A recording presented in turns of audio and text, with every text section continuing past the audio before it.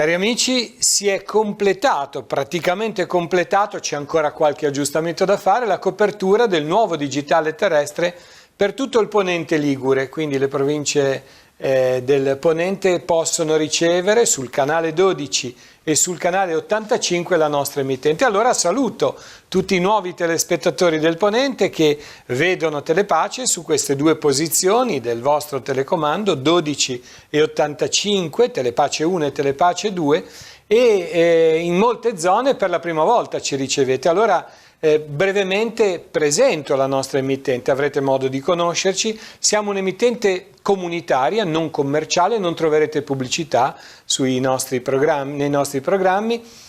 Troverete però una comunità che si presenta e che si mette a servizio di una comunità, la comunità della diocesi di Chiavari in modo particolare e della Chiesa Ligure, che offre un servizio dove porta nelle case la possibilità di seguire spazi di informazione, momenti di preghiera, di riflessione, di approfondimento, tematiche sociali, e allora vogliamo esservi vicini in questo modo.